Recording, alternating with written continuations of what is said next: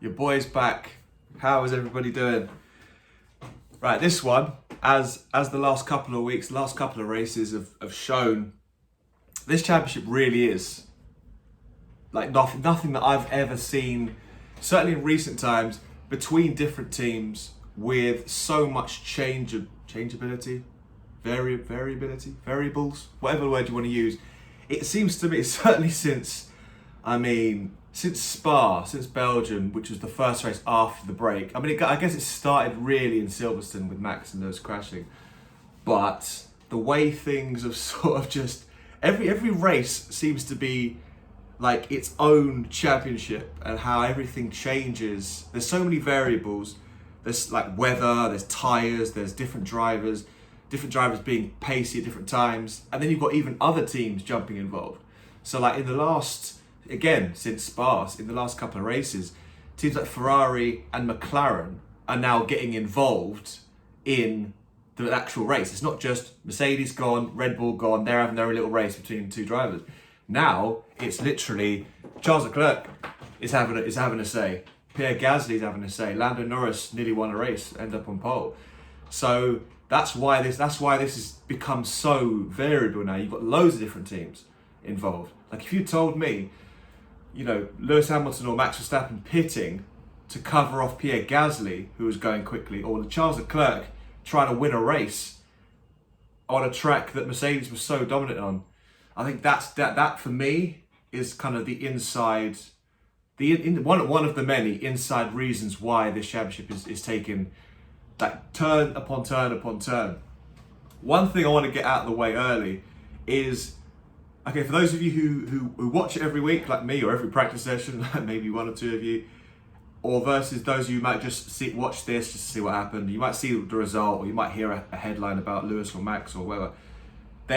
One thing I will definitely get across, there is definitely a television entertainment narrative to get more headlines and to get more kind of engagement. Now that may or may not be true in terms of, the engagement's definitely true, and what they're trying to do is definitely happening. Whether or not what they're talking about is relevant or just a bit exaggerated, that's for everyone. That's my only opinion, it is. But there are some situations that are overplayed and downplayed. Now, from what I saw, and I've watched the race back again, in terms of the Lewis, because I watched the race and then I didn't see the debrief afterwards. And when I was actually watching the race initially, it wasn't. I wasn't able to pay attention to exactly the gaps and who was doing what. So when the race finished and there was all this kind of thing about strategy error and all that kind of thing, I think there's definitely it's definitely more exaggerated than it is. So in terms of, say, Hamilton's reaction, Hamilton was actually pretty chill. Like for him, he was pretty chill after the race. He was a bit upset. In terms of actual in the car, he was obviously like, why have I lost 2 places? But after the race, his interview was like, he's probably been told, listen, it's not as bad as we all think, or as bad as people think. So definitely, when you see headlines, it's because Formula One, to put it into perspective, in the older days it was owned by Bernie Ecclestone, and it was obviously just him that was running it. Then Liberty Media, an American company, took it over a couple of years ago. I think it was 2017. So the idea behind that was to grow the sport globally and to make it more appealing and more interactive.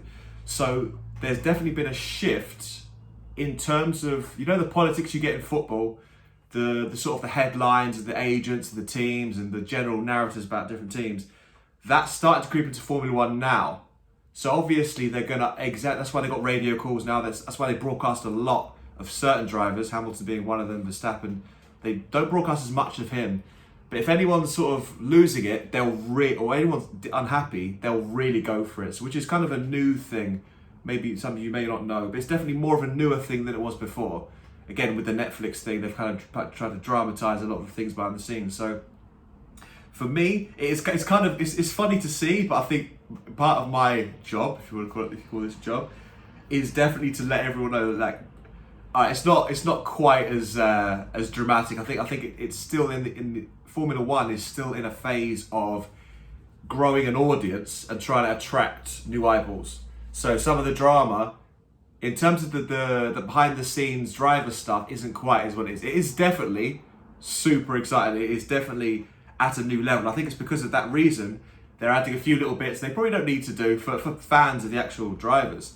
They probably don't need to add too much of that in. But my opinion has definitely changed in terms, because I watched the race, like I said initially, I was doing other things, I was quite busy on Sunday, so didn't have time to really get into it.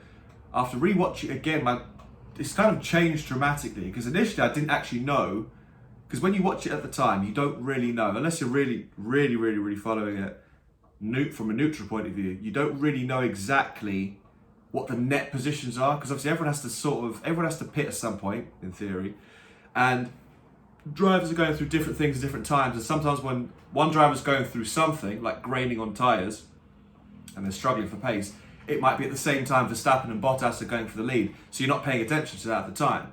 So your information is, watching a Formula 1 race once, it's just nowhere near enough. You have to watch it. You watch it the first time just to get that the initial emotion and reaction to the decisions in real time. Because obviously, in hindsight, everyone knows, you just put on lap 37. You just overtaken there. But at the time, you make the decisions with them. Then you watch it back with hindsight to learn what they actually should have done, and then you kind of work out where the differences are. So obviously Hamilton. So the race itself. So the weekend itself started off as we talked about the other week. I didn't think they'd take the grid penalty this week. I thought they'd take it in Austin, but they probably knew what ended up being fact is they had the best car, probably by a long way. I think this week, even though it was wet throughout qualifying, I think it was clear Mercedes had the best car without looking at it too hard. In the last couple of weeks, I don't think that, maybe since Red Bull in Holland, that was the last time a team has had this dominant a car over the other. So in terms of Red Bull and Mercedes, I'm talking about. So Mercedes had a far better car. Hamilton was the fastest, more or less the fastest throughout practice, and he got on pole in qualifying. So you had Mercedes 1-2, Max Verstappen ended up third, and he was never really threatening for pole position, but the two Mercedes were dominant. So Mercedes decided to take a new engine part, so one part, the internal combustion engine. So there's 5 parts to it. If you change more than 2, you're going to take enough grid penalties that you start at the back. So they decided, let's going to take 1. We're going to change the internal combustion engine, take 10 place grid penalty. So Hamilton starts 11th. Now on paper that would have been it was a strange decision. It's better than starting at the back. For sure. So I think that decision, with hindsight, put a tick by it, because that ended up being, I don't know how much, maybe the strategy would have changed dramatically if Hamilton started at the back, because he would have maybe got up to where he started initially, 11th. If he started at the back, he might have got to midfield around the same time he was actually in P5. So it's hard to know, especially with the pace he would have needed. He roasted the top cars anyway, but he would have really gone past the cars at the back. And then the further you are back of the field, you're going to be inside that sort of little melee. So I think, that decision was justified at the end, only taking 10 places. So initially, Bottas was clear, a couple seconds clear. For the first, 10, 15 laps, he was fairly clear. Verstappen was next. He had Leclerc, who was kind of in there. They're all about a couple seconds behind each other. So Bottas was gone, Verstappen was kind of gone, Leclerc again, a couple seconds in between each one, nothing too crazy. Perez again was off with them, and then there's a bit of a gap to Pierre Gasly and Lewis Hamilton. So Lewis Hamilton had cut through from 10th, 9th, 8th, 7th, 6th, up to 5th, up to 6th even, behind Pierre Gasly. And he got stuck behind Tsunoda for a bit, so that cost him a bit of time. If he'd got past Tsunoda early, he might have actually been up towards Leclerc and maybe even Verstappen. So that was probably one thing I don't think people really saw too much of. It's all about, as we've seen since Russia, since wherever, any car, Mercedes being one of them, the difference between them following cars and being out in front is wildly different. So just because any car is super quick, if Red Bulls went around the track, as they do in qualifying, by themselves, super quick. But if you follow behind any car, let's say Mercedes, McLaren or Aston Martin, it's going to be a lot slower, even though you're a far quicker car. You need a big pace advantage to really just go round cars. So the fact that Hamilton was going round cars proved he had a massive pace advantage again. So it was all kind of looking at up until lap 32, Hamilton was star of the show, but even though Bottas was winning the race, Hamilton was cutting through people and he was looking like he was going to come third quite easily or get up to Verstappen. Then he came up to Perez around lap 32, and then those 6 laps probably changed the shape of the race for him, because Hamilton was much quicker than Perez. Hamilton once again, as we've been saying all year, was very fair in wheel-to-wheel racing against Perez. So Perez clearly had more to lose. So Perez, if he crashed into Hamilton, he's got nothing to lose whatsoever. And if anything, Red Bull will probably like that. Well, as you should. It's not even a Red Bull thing. You'd rather, Bottas take Verstappen out. You'd happily take that. So Perez taking Hamilton out wouldn't have been a problem. So Perez can just go, I'm going to fight this position as I should, because that's what my team want me to do. And Hamilton, knowing that, isn't going to stick his nose anywhere near Perez, because Perez is going to be there, not maliciously. He's going to make sure that there's no 50-50. It's like, hey, if Hamilton wants to overtake, you're going to have to really go for it. So there's a little segment towards the end of lap, I think it was 32, where Hamilton was quicker, but then he braked probably too early. Perez went down the inside, got back, and Hamilton had the line for the final left going to the start-finish straight, and sort of pushed Perez wide. Perez went round the pit lane bollard and came back and stopped Hamilton. Then down the finish straight, Hamilton got out in front, and for some reason he got his nose in front and didn't move in front to slow down and get in front. He kind of stayed out there. Perez came down the inside, and then that was it for the next couple of laps. And then Perez pitted. So that was sort of like the next phase of the race where, for me, if Hamilton had overtaken Perez then, it'd have been a different race completely. But it didn't happen. And then a couple of laps later, everyone pitted. So Max pitted, Sainz pitted, who started at the very, very back, Bottas, and then Perez all pitted. So that was the time, if you wanted to be safe, you'd have pitted Hamilton then. So this was like the first mistake, I suppose, from Mercedes. So Hamilton wasn't ever going to decide to pit. So Mercedes should have looked at it and said, right, if we pit Hamilton now, you're on the same strategy, same tyres as everybody else in front of you. So you've got nothing to lose. So I think because last year they pitted once and jumped the whole field and won the race, there's probably a bit of that in there. There's a bit of Russia in there. And I think they made a mistake by their eyes were too big. Their eyes are bigger than their stomach. I think that's the expression. Mercedes were. And they thought they could probably make another big... They tried to reach too far, I think, in this particular case. Because if they just gone, right, let's pit Hamilton at the same time as everyone else.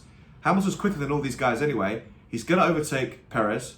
And he's probably going to go get Leclerc. Because Leclerc hadn't pitted at that point. So Leclerc and Hamilton are on the same strategy, kind of. So Leclerc's out winning the race.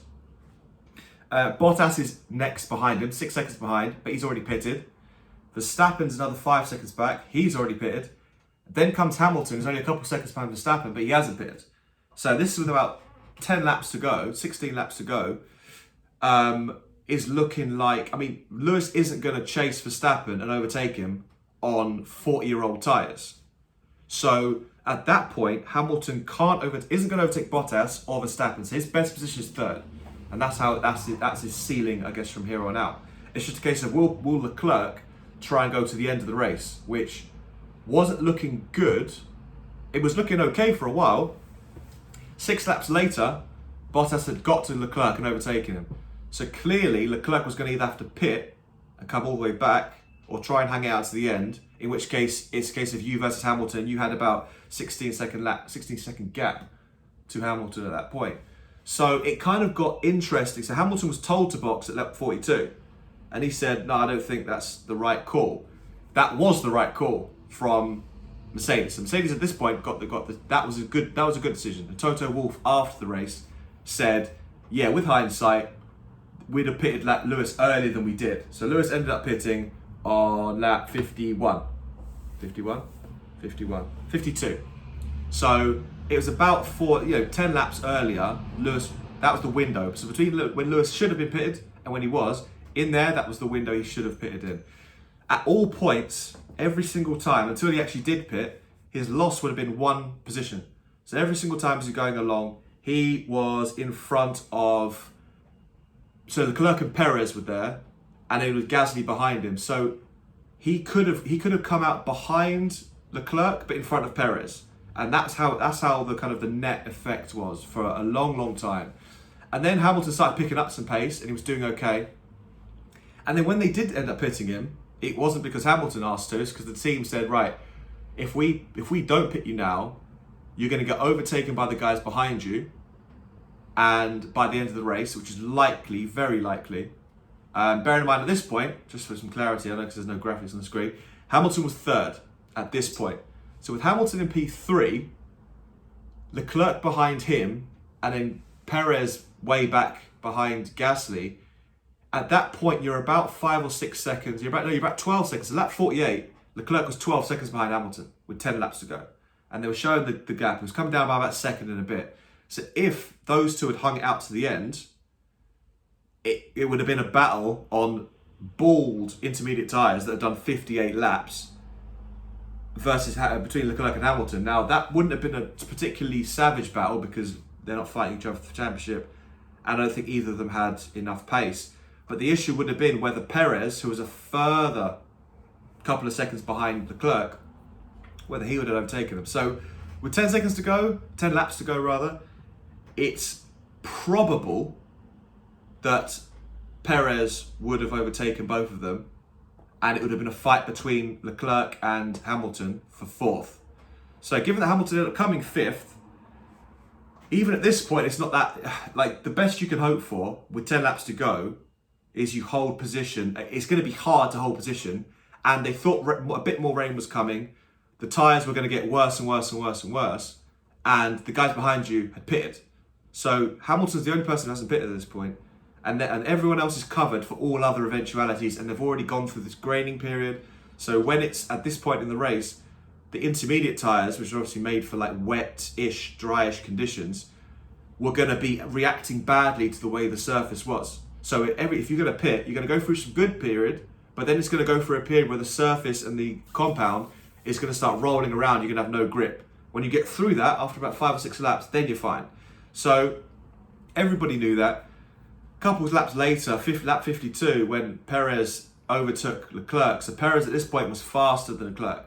So that sort of danger, that little gap that I was talking about, 4 laps later, Perez was quick. So it's likely, I would say very likely to very likely, that Perez on fresher tyres would have caught Hamilton somewhere in the last 3 or 4 laps for third place.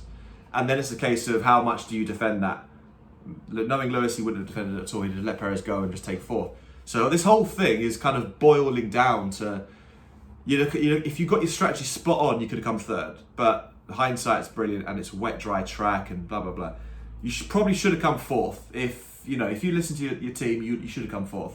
5th is fine, given that when he did pit, it was a terrible, worst possible time to pit, and you had Pierre Gasly and Lando Norris flying, ready to catch him up. So luckily Lewis got through his graining period and then ended up finishing 5th ahead of Gasly and Norris. So look, I mean, the overall net gain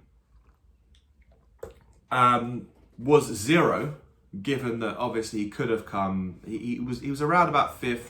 All the pit stop stuff happened. You were fighting, but it's Leclerc, Perez, and Hamilton. They were going for 3rd place. Hamilton, if he pitted at the same time as Perez, because Perez out of those 3 was the first one to pit.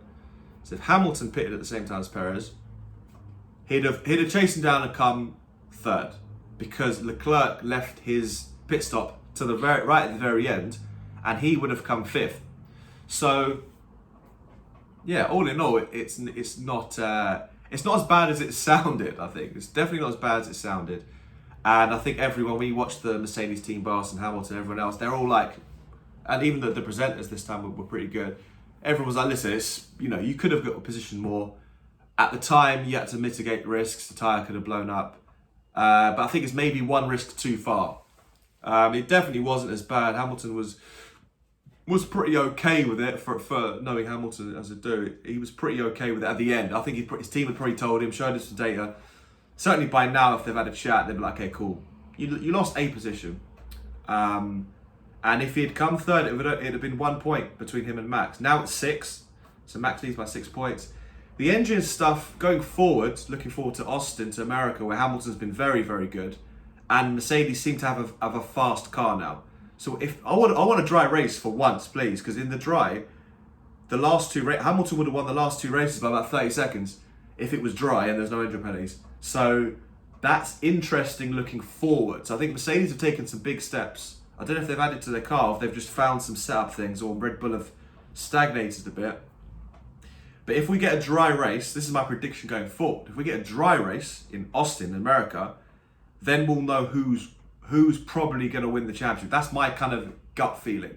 Because if Mercedes dominate Austin, I think Lewis Hamilton will win the World Championship, because I think their car is going to be at a stage where it's going to be better, and Red Bull are going to have to play catch up.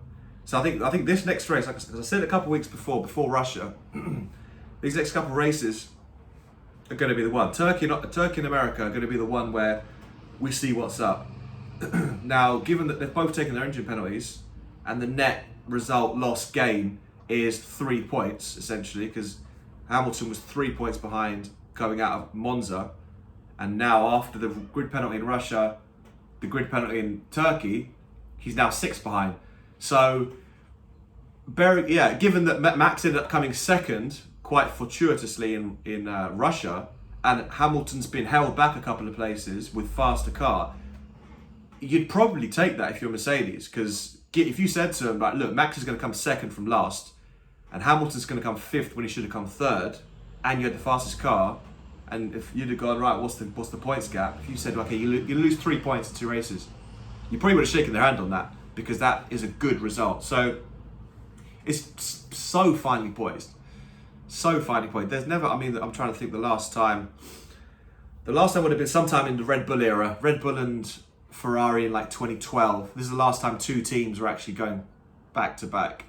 But it's incredible. It's becoming less about Max and Lewis and more about the teams and the strategy and everybody else, which is good, because now we've got Ferrari and McLaren who could win a race, and everyone else doesn't need to crash out for that to happen. So super exciting. I can't believe it. Like, the race is just, every single race is different. But can we just have some dry races from now on, please? Like, just for everyone. Just we've done the wet thing. It's fun. We've seen it. But now we need to see how fast these cars are, because I can't be asked to be seeing, wet qualifying and intermediate tyres and everyone locking up and thinking, oh, please don't spin off. Get some dry races. Let's get Lewis and Max back together. And I think that whole thing is chilled now. The whole Max Lewis fever pitch thing. That's like, all right, cool. We haven't had wheel-to-wheel action for a little while. We're all quite chill. So next time they are wheel-to-wheel, let's see. I think we've got some races now. America's going to be next. Mexico after that. They've added Qatar, which they've never raced at. So in the last 6 races, we've got Qatar and Saudi Arabia, which they've never raced at in Formula 1. So they're the 2 absolute variables. We have no idea what those 2 races are going to be like. And then we've got Abu Dhabi. So yeah, I can't even predict it. But one thing I do know for sure is America next week is going to be it's not going to be the decider by any means, but the winner of that is going to be, I would say the winner of that is going to be the favourite. So whoever wins out of Max and Lewis next week in America is going to be the favourite for me. I would say, okay, they're looking the best. But watch this space, watch every space, because there's going to be debriefs every week, and I'm definitely going to be ramping this up from a Formula 1 level, just so everyone can see what's what. But if there's anything this is me to you. So if there's anything on here that you want to see more of, or you want me to go into more, comment, send me a message on Instagram, and I can definitely go into that, because it is definitely about me explaining it, but I'm explaining it for you. I'm not explaining it for me. So I'm kind of giving you my sort of idea of how I see it, and behind the scenes, even though I am a fan of Hamilton and Mercedes, I'm trying to give it a more balanced view in terms of a championship and who should be doing what. So maybe less of a kind of a sports entertainment kind of view, which you get from Sky Sports. It's still very good, because they've got a lot of really good analysts on there. So, and they're all Formula 1 drivers, so they know a lot more in terms of like times and tyre temps and those kind of things.